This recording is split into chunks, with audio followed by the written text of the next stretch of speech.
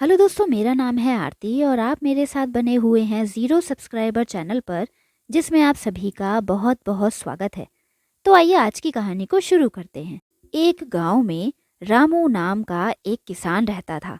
उसके 4 बेटे थे। चारों ही बेटे धीरे धीरे बड़े हो रहे थे। रामू के 3 बेटे तो बहुत ही बुद्धिमान थे, लेकिन उसका छोटा बेटा बहुत ही कम बुद्धि वाला था। परंतु उसमें एक खास बात थी कि वह जितना कम बुद्धि वाला था, उतना ही बलशाली और तगड़ा था। रामू के मन में ये विचार आया कि मेरे तीनों बेटे बहुत ही अक्लमंद हैं और ये किसी ना किसी तरीके से अपना जीवन काट ही लेंगे। लेकिन मेरा छोटा बेटा, जिसमें अकल कुछ कम है, मुझे इस बात की चिंता है कि वो कैसे कमाएगा और क्या खाएगा। काफी सोच विचार करने के बाद वो इस नतीजे पर पहुंचा कि क्यों ना मैं अपने बेटे को पहलवानी सिखा दूं, और वैसे भी इसका शरीर पहलवानों जैसा ही है। अब तो किसान ने अपने छोटे बेटे को पहलवानी करना शुरू करवा दिया। उसे बहुत ही अच्छी पहलवानी खुराक देने लगा। बहुत ही जल्द उसका बेटा बहुत ही ताकतवर हो गया। वो हर रोज कसरत करता और पहलवानों के जो भी गुण होते वो सीखता। हर रोज वह पहलवानी के नए नए दांव पेच सीखता। इस तरह से धीरे धीरे समय बीतता गया। किसान रामू ने अपने तीनों बड़े पुत्रों का विवाह कर दिया। जब किसान के तीनों पुत्रों का विवाह हुआ, तो उनके तीनों बेटों की जो पत्नियां थीं, वो किसान के छोटे बेटे से दिन रात जलने लगी। उनका सोचना ये था कि हमारा छोटा देवर तो कुछ काम धंधा करता नहीं, बस पूरा दिन पहलवानी करता है और खुराक में अच्छी अच्छी चीजें खाता है। हमारे पति तीनों ही काम धंधे में लगे रहते हैं, धन कमा कर लाते हैं, जबकि ये बैठकर मौज उड़ाता है। यही सब कुछ सोचकर एक दिन रामू की तीनों बहुओं ने अलग होने का फैसला किया। घर में विवाद खड़ा कर दिया। वे तीनों अपने ससुर से कहने लगीं, ससुर जी, हम तीनों अलग अलग होना चाहती हैं, क्योंकि आपका छोटा बेटा तो कुछ काम धंधा करता नहीं है। वो तो सारा दिन बस बैल की तरह बैठकर सिर्फ खाता ही रहता है। अब हमसे उसकी और सेवा नहीं होती। अपनी बहुओं की बात सुनकर किसान ने सोचा कि मुझे अब अपने छोटे बेटे का भी विवाह कर ही देना चाहिए। ये सोचकर रामू ने अपने छोटे बेटे के लिए एक बहुत ही सुंदर और समझदार लड़की की तलाश की और उसके साथ अपने छोटे बेटे का विवाह कर दिया।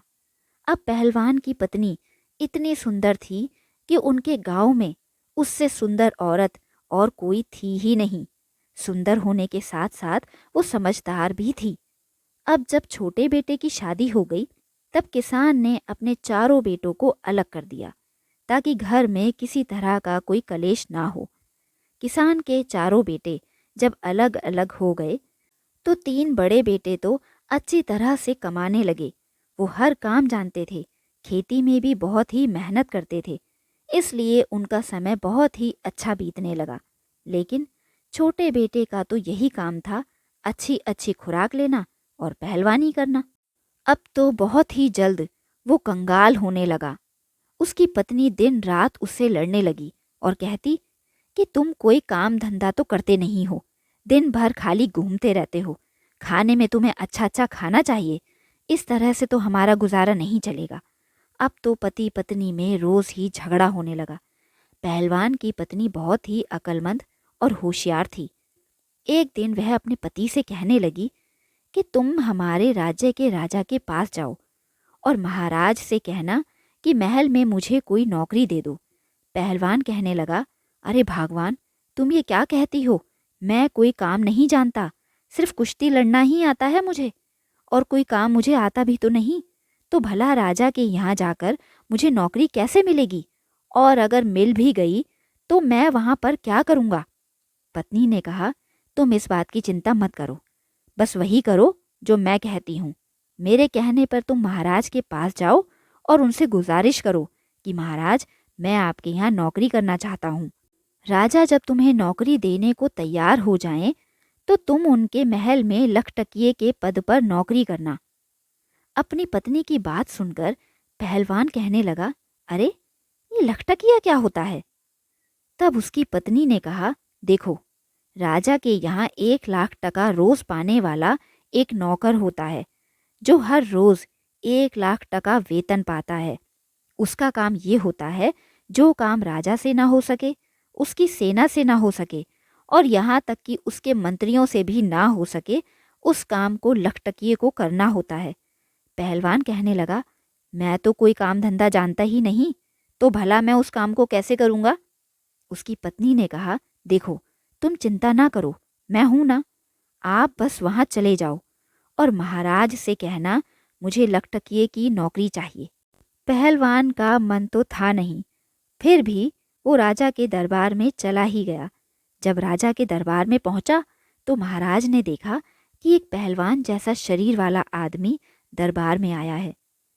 तो राजा समझ गया कि शायद ये आदमी किसी नौकरी की तलाश में आया होगा। महाराज ने उससे पूछा, तुम किस लिए यहाँ पर आए हो? वो कहने लगा, महाराज मैं यहाँ पर नौकरी की तलाश में आया हूँ। राजा ने कहा, अच्छा ठीक है, पर तुम ये बताओ कि तुम करोगे क्या? कौन कौन से काम तुम कर सकते हो?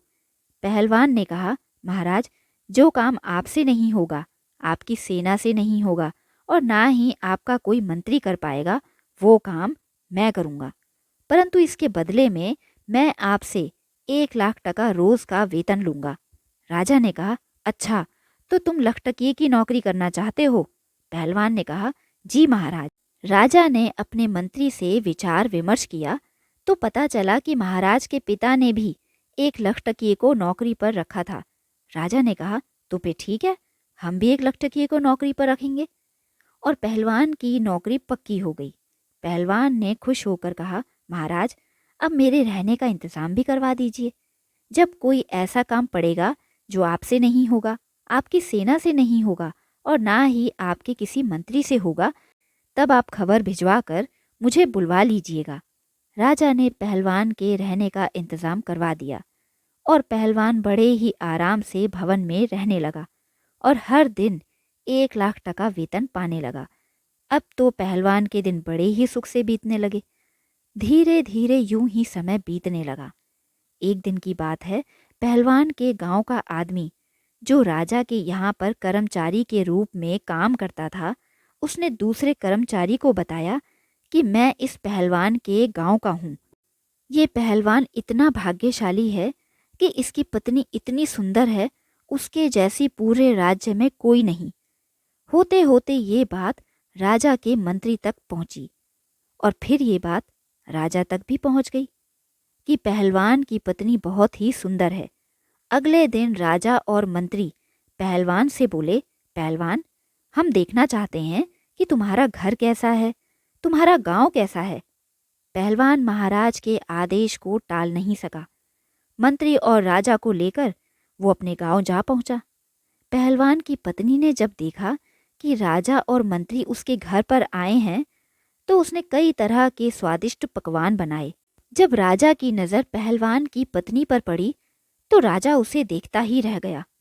भोजन करने के बाद राजा और मंत्री महल में वापस लौट आए। तब राजा ने मंत्री से कहा, पहलवान की पत्नी की सुंदरता के आगे हमारी रानी तो कुछ भी नहीं। मंत्री ने कहा, हाँ महाराज, सुंदर तो वो है, पर क्या किया जाए, ये तो अपना अपना नसीब है। राजा ने कहा, मंत्री जी मैं किसी ना किसी तरह से उसे पाना चाहता हूँ, उसने हमारा मन मोह लिया है। आप कुछ ऐसा उपाय बताइए कि मैं उसे अपनी पत्नी बना सकूं। अब तो राजा और मंत्री दोनों मिलकर योजना बनाने लगे कि कैसे पहलवान की पत्नी को महल तक लाया जाए। इस घटना को बीते 1 महीना हो गया था। राजा हर दम उसके ख्यालों में ही खोया रहता और यही सोचता रहता कि कैसे पहलवान की पत्नी को हासिल किया जाए। एक दिन ऐसा हुआ कि राजा की माताजी बहुत ही बीमार पड़ गईं। अपनी बीमार माँ का इलाज करने के लिए राजा ने वैद्य को बुलाया। उस वैद्य को देखकर मंत्री ने मन ही मन में एक योजना बना ली। वो वैद्य के पास गया और कहने लगा, वैद्य जी हमारे राजा की माताजी बहुत ही बीमार हैं, क्या उनकी बीमारी दूर कर सकते हैं आप? वैद्य ने कहा, जी मंत्री जी, मैं अवश्य ही उनका इलाज कर सकता हूँ।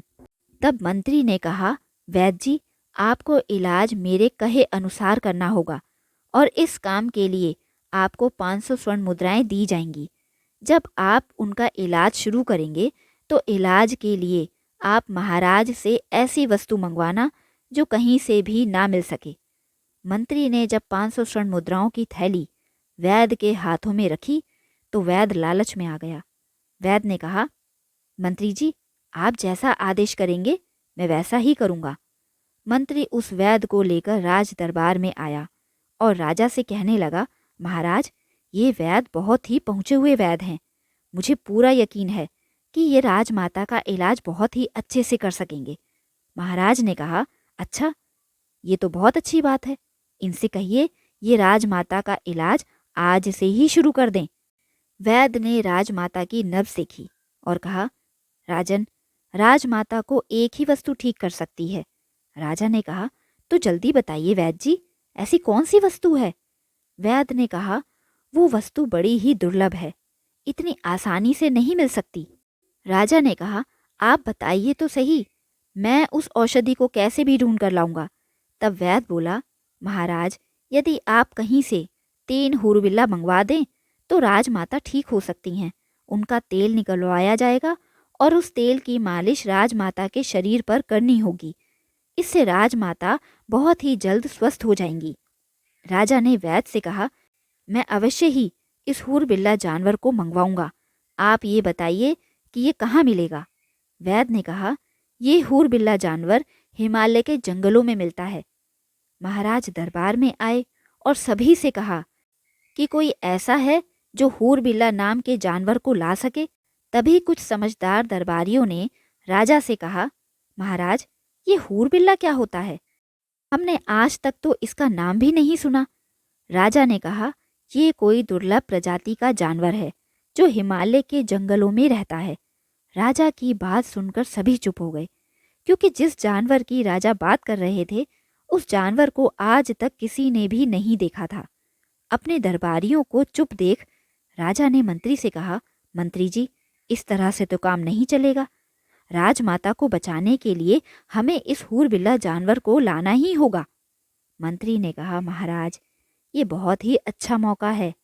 जो पहलवान हमारे यहाँ पर पिछले 6 महीने से केवल बैठे बैठे ही तनख्वाह ले रहा है, वो किस दिन काम आएगा?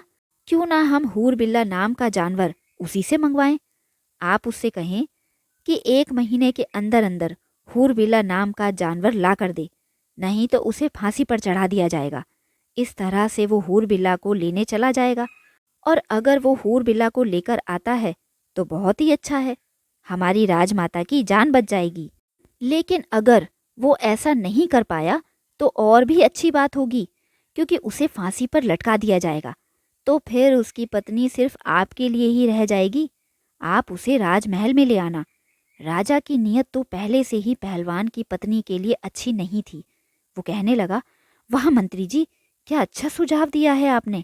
अगर पहलवान हूरबिल्ला नहीं ला सका तो मैं अवश्य ही उसे फांसी पर चढ़ा दूंगा, क्योंकि पिछले 6 महीने से वो रोज 1 लाख टका तनख्वाह ले रहा है। अब तो राजा ने बिना देरी किए सिपाही भेजे और पहलवान को अपने दरबार में बुलवाया। तब राजा ने उससे कहा, सुनो पहलवान, तुम काफी समय से बैठे बैठे वेतन ले रहे हो। अभी तक तुमने हमारा कोई भी काम नहीं किया, परंतु अब एक आवश्यक काम आया है। पहलवान बोला, महाराज, आप आज्ञा दीजिए, मैं अवश्य ही आपका काम करूंगा। तब राजा ने कहा कि हमें हूरबिल्ला की जरूरत है, उसका तेल निकलवाना है और उसके तेल से राजमाता के शरीर पर मालिश होगी, जिससे उनकी बीमारी ठीक हो जाएगी। राजा की बात सुनकर पहलवान गहरी सोच में पड़ गया और फिर कहने लगा, महाराज, मुझे तो कुछ भी समझ में नहीं आ रहा। भला ये हूरबिल्ला कौन सी चीज है? राजा ने कहा, वो तो मैं नहीं जानता, लेकिन वैद्य जी का कहना है कि उसी से राजमाता का इलाज होगा, इसीलिए तुम हर हालत में हूरबिल्ला को लेकर आना। काफी सोच विचार करने के बाद पहलवान ने कहा, महाराज, आप मुझे कुछ समय दीजिए। राजा ने कहा, ठीक है, इसके लिए मैं तुम्हें 1 महीने का समय देता हूँ। अगर तुम हूरबिल्ला को लाए तो ठीक है, वरना तुम्हें फांसी पर चढ़ा दूंगा। राजा के ऐसे वचन सुनकर पहलवान घबरा गया और वापस अपने कक्ष में आ गया और मन ही मन में विचार करने लगा कि चलो जो भी होगा देखा जाएगा, अगर कहीं हूरबिला मिल गया तो मैं उसे ले ही आऊंगा। असल में वो कम बुद्धि वाला तो था ही। इस तरह उसने 4 दिन अपने कक्ष में ही गुजार दिए। इधर राजा, मंत्री और सेनापति ये विचार करने लगे कि लगता है अभी पहलवान हूरबिल्ला को लेने नहीं गया। मंत्री ने कहा, महाराज, मुझे तो लगता है कि वो हूरबिल्ला लेने की बजाय अपने गांव चला गया है और आराम से अपनी पत्नी के साथ रह रहा होगा। आप तुरंत पहलवान के घर जाइए और उससे कहिए कि वो जल्द से जल्द हूरबिल्ला को लेकर आए, नहीं तो उसे फांसी पर चढ़ा दिया जाएगा। मंत्री की बात सुनकर राजा ने कहा, ठीक है, मैं जाता हूँ और देखता हूँ कि वो अभी तक क्यों नहीं गया। असल में उन सबको ये बात मालूम नहीं थी कि पहलवान तो राजमहल में ही अपने कक्ष में आराम की नींद सो रहा है। राजा जब पहलवान के घर पहुंचा तो उसने दरवाज़ा खटखटाया, आवाज़ लगाई। पहलवान की पत्नी, जो घर में अकेली रहती थी, उसने पहचान लिया कि ये राजा की आवाज़ है। उसने दरवाज़ा खोला। दरवाजे पर राजा को देखकर वो कहने लगी, महाराज, आप हमारे घर पर? हमारे तो भाग्य ही खुल गए जो आप एक बार फिर से हमारे यहाँ पर पधारे हैं। आपका स्वागत है। आप यहीं आंगन में रखी खाट पर विराजिए, मैं आपके लिए जलपान लेकर आती हूँ। मेरे पति इस समय घर पर नहीं है। जब राजा घर के अंदर आ गया तो वह पहलवान की पत्नी से पहलवान के बारे में अपमानजनक बातें करने लगा। कहने लगा, सुंदरी, लगता है पहलवान तुम्हें अच्छे से नहीं रखता। अरे वो क्या तुम्हें अच्छे से रखेगा, वो तो खुद हमारे यहाँ पर नौकर है। अगर तुम मेरे महल की रानी होती तो ये जिंदगी कितनी खूबसूरत होती। राजा के मुंह से इतनी मीठी मीठी बातें सुनकर पहलवान की पत्नी समझ गई, लगता है राजा की नीयत ठीक नहीं है, इसलिए अब इसको सबक सिखाना ही चाहिए। पहलवान की पत्नी राजा से कहने लगी, आइए महाराज, आप अंदर आइए। आप ठीक कहते हैं, पहलवान तो किसी तरह से मेरे लायक है ही नहीं। मैं तो अब उसे छोड़ ही दूंगी और आपके साथ महल में ही रहूंगी।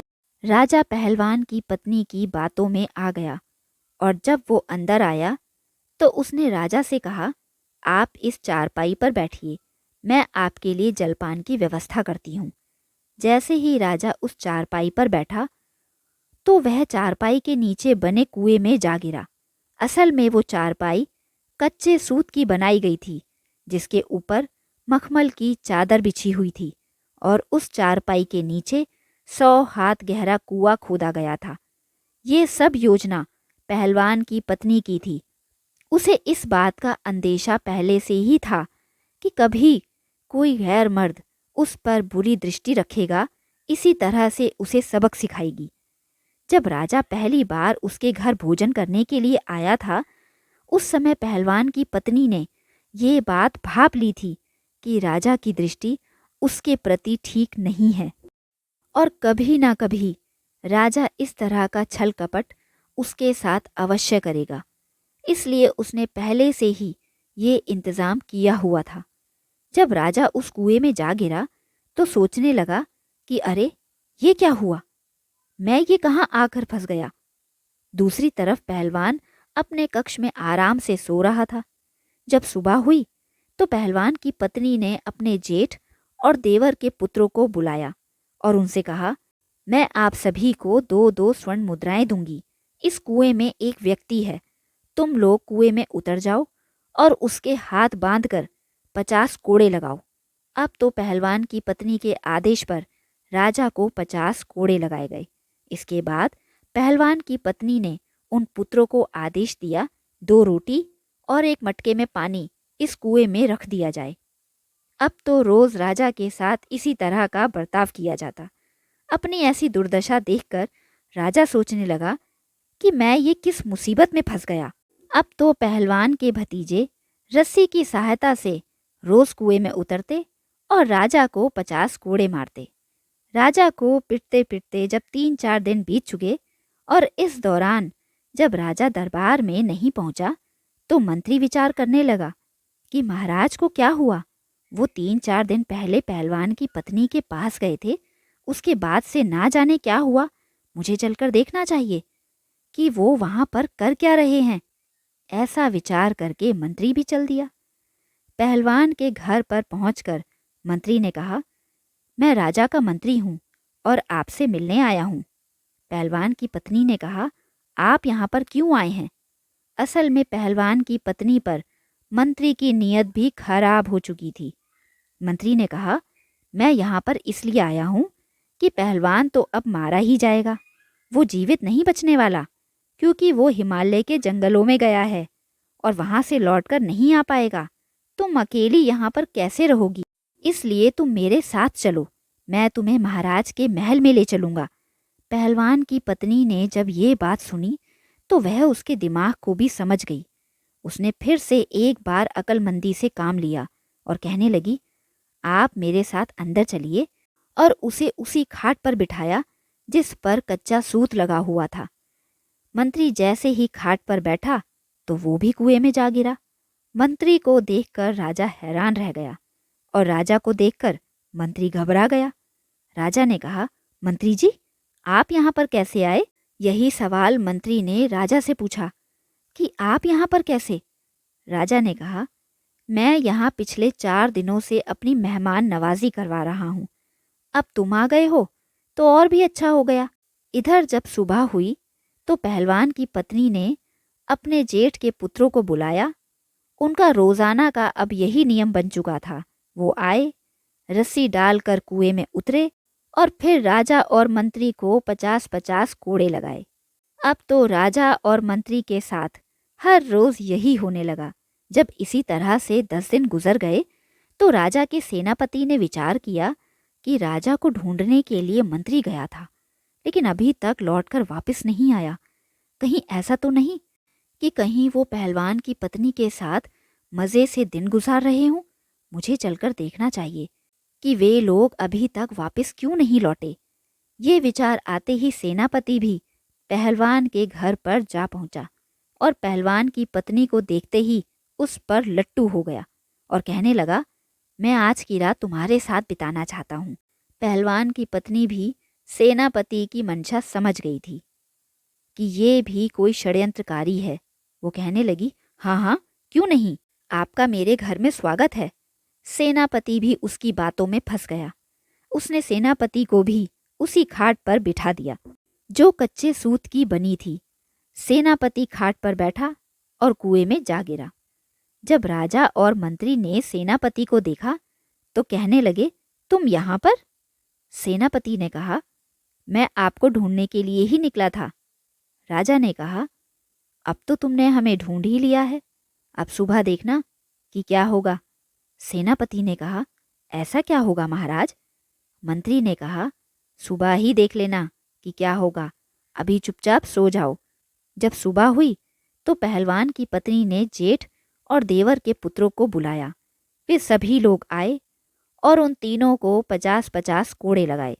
अब तो हर रोज पहलवान की पत्नी राजा, मंत्री और सेनापति को कोड़े लगवाती, खाने के लिए सूखी रोटी और मटके में पानी देती। अब तो वे तीनों कुएं में पड़े पड़े बीमार रहने लगे। राजा तो मन में विचार करने लगा कि यहाँ से कैसे छूटा जाए। उधर पहलवान ये विचार कर रहा था कि हूरबिला जानवर को कहाँ से लाया जाए। हूरबिला जानवर को कहाँ से लाऊं, और अगर नहीं ले गया तो राजा पक्का मुझे फांसी पर चढ़ा देगा। पहलवान ने सोचा, चलो अपनी पत्नी के पास चलता हूँ, शायद उसके पास कोई उपाय हो। अब तो वही मुझे इस मुसीबत से निकाल सकती है। पहलवान अपनी पत्नी के पास पहुंचा। उदास चेहरा देखकर पत्नी ने कहा, स्वामी, इस उदासी का क्या कारण है, मुझे बताइए। तब पहलवान ने कहा, मुझे राजा फांसी की सजा देने वाला है। पत्नी ने पूछा, क्यों, आखिर ऐसा क्या हुआ है जो राजा आपको फांसी देगा? पहलवान कहने लगा, क्योंकि राजा ने मुझे एक ऐसा काम बताया था जो मैं नहीं कर पाऊंगा। पत्नी के पूछने पर पहलवान ने सारी बात अपनी पत्नी को बता दी। सारी बात सुनने के बाद पत्नी ने कहा, बस इतनी छोटी सी बात, मैं समझी ना जाने कौन सी बात हो गई। अरे ऐसे हूरबिल्ला तो हमारे आसपास के जंगलों में ही बहुत मिलते हैं, मैं अपने भतीजों से पकड़वा कर आपको दे दूंगी। आप ऐसा कीजिए 4-5 दिन के लिए अपने ससुराल हो आइए। पहलवान की पत्नी के कहने पर वह अपने ससुराल चला गया। कम अकल का तो वो था ही। सोचने लगा कि इसका मतलब मेरी पत्नी मेरी मुसीबत दूर कर ही देगी। इधर पत्नी ने जेठ और देवर के पुत्रों को आदेश दिया कि आप लोग कुछ पंखों की व्यवस्था कीजिए। चिड़िया के, कबूतर के, मोर के, सभी पक्षियों के पंख ज्यादा से ज्यादा इकट्ठा करके लेकर आइए और उन पंखों को एक कमरे में बंद कर दीजिए। उन लोगों ने 2 ही दिन में कमरा पंखों से भर दिया। तीसरे दिन उसने अपने भतीजों से कहा कि इन तीनों बदमाशों को चिपचिपी चावल वाली मांड से नहला दो और फिर इन्हें पंखों वाले कमरे में बंद कर दो। भतीजों ने ऐसा ही किया। वे तीनों जैसे ही पंखों वाले कमरे में पहुंचे तो पक्षियों के सारे पंख उनके शरीर पर चिपक गए। अब चौथे दिन पहलवान ससुराल से लौटकर अपने घर आया और अपनी पत्नी से कहने लगा कि तुम अब बताओ कि हूरबिला कहाँ है। जल्दी से मेरी समस्या सुलझा दो, क्योंकि मुझे राजा से बहुत डर लग रहा है। पत्नी ने कहा, आप डरिए मत, मैंने हूरबिला की व्यवस्था कर दी है। पहलवान ने देखा कि बड़े ही विचित्र जानवर वहां पर बंधे हुए थे। देखने में वो इंसान की तरह ही लग रहे थे। उनके शरीर पर अलग अलग तरह के पंख लगे हुए थे। ये देखकर पहलवान बहुत ही खुश हो गया। पहलवान की पत्नी बोली, आप इन तीनों को ले जाइए और साथ में एक डंडा भी ले जाइए।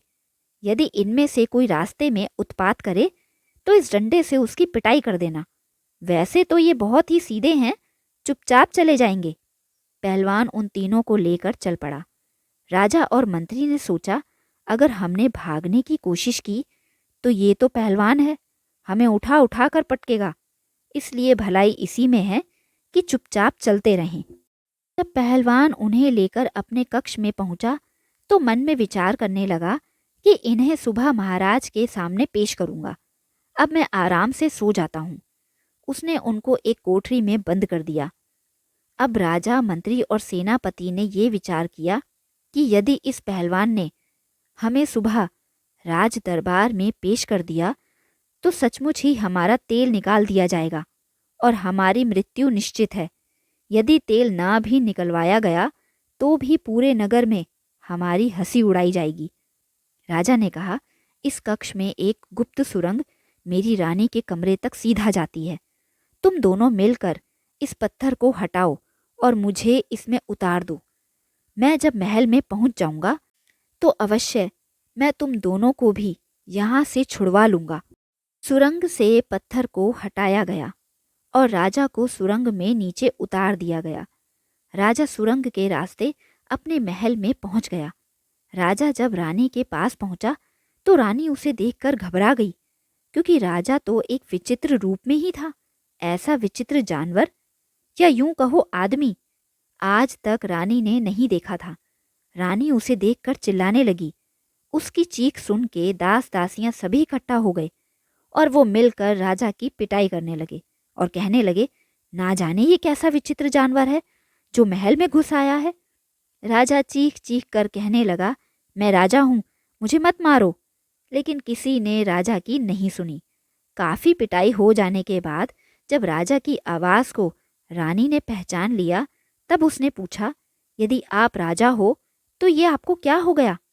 राजा ने कहा, पहले तुम शांत हो जाओ और चुपचाप मुझे मेरे कमरे में ले चलो और मेरे स्नान की व्यवस्था करो। राजा को स्नान करवाया गया, जिससे उसके सारे पंख धुल गए। रात होने पर राजा आराम से अपने महल में सो गया। अगली सुबह वह दरबार में पहुंचा। दूसरी तरफ जब पहलवान जागा, उसने कमरे का दरवाजा खोला तो देखा कमरे में तो 2 ही हूरबिल्ला थे, तीसरा वहां से गायब था। अब तो वह डंडा लेकर उन दोनों को मारने लगा और पूछने लगा, बताओ एक और कहाँ पर है? उन दोनों ने कहा, देखो भाई, हमें मत मारो, हम आपको सब कुछ बता देंगे। पहलवान ने कहा कि जब राजा मुझसे पूछेगा कि एक और कहाँ पर है तो मैं क्या जवाब दूंगा? मुझे तो वो फांसी पर लटका देंगे। वे दोनों कहने लगे, देखो, जब राजा तुमसे पूछे कि तीसरा कहाँ पर है तो तुम राजा से कह देना कि मुझे सब कुछ पता है और मैं तुम्हारी सारी पोल खोल दूंगा। इतना सुनते ही राजा सब कुछ समझ जाएगा और तुमसे कुछ भी नहीं कहेगा। ये सुनकर पहलवान बहुत ही खुश हुआ और राजा के दरबार में हाजिर हुआ। पूरा दरबार उन विचित्र जानवरों को देखकर हैरान हो गया। सभी लोग जोर जोर से हंसने लगे कि ये कैसे जानवर हैं, हमने तो इन्हें पहले कभी नहीं देखा। पहलवान ने उन जानवरों को राजा को सौंप दिया। राजा ने 2 हूरबिल्ला देखे तो पहलवान से कहा, मैंने तो तुमसे 3 हूरबिल्ला मंगवाए थे, लेकिन ये तो 2 ही हैं, तीसरा कहाँ पर है? मैं तुम्हें अभी के अभी फांसी पर चढ़ा दूंगा। पहलवान राजा के नजदीक गया और उनके कान में धीरे से बोला, महाराज, अगर तुम ज्यादा बोले तो मैं तुम्हारी सारी पोल पट्टी खोल दूंगा और सबको सब कुछ बता दूंगा। पहलवान की ये बात सुनकर राजा सोचने लगा, लगता है इसे सब कुछ पता चल गया है। अगर इसने मेरी पोल खोल दी तो मैं कहीं मुंह दिखाने लायक ही नहीं रहूंगा। राजा ने चुपचाप उन दोनों हूरबिल्ला को ले लिया और रात के अंधेरे में उन दोनों को चुपके से उन दोनों के घर भेज दिया और कहा, जल्दी से जल्दी स्नान करके साफ सुथरे हो जाओ। वे दोनों अपने अपने घर जाकर स्नान करके साफ हो गए और फिर राजसी वस्त्र पहनकर आपस में विचार करने लगे कि भाई, अगर हम पहलवान की पत्नी को पाने की इच्छा ना करते तो शायद हमारे साथ ये सब ना होता, और ये बात हम किसी को बता भी तो नहीं सकते। और अगर हम पहलवान और उसकी पत्नी से बदला लेना भी चाहें तो ये बात उसकी पत्नी पूरे नगर में फैला देगी। इसलिए इस रहस्य को गुप्त रखना ही ठीक होगा। इसलिए उन्होंने पहलवान को कुछ नहीं कहा और पहलवान ने कई सालों तक राजा के यहाँ नौकरी की। दोस्तों, ये कहानी यहीं ख़त्म होती है। आई होप आपको ये कहानी अच्छी लगी होगी। अच्छी लगे तो लाइक, शेयर और सब्सक्राइब ज़रूर करिएगा। अपना कीमती समय हमें देने के लिए दिल से धन्यवाद। मिलते हैं ऐसी एक कहानी के साथ। तब तक के लिए नमस्कार।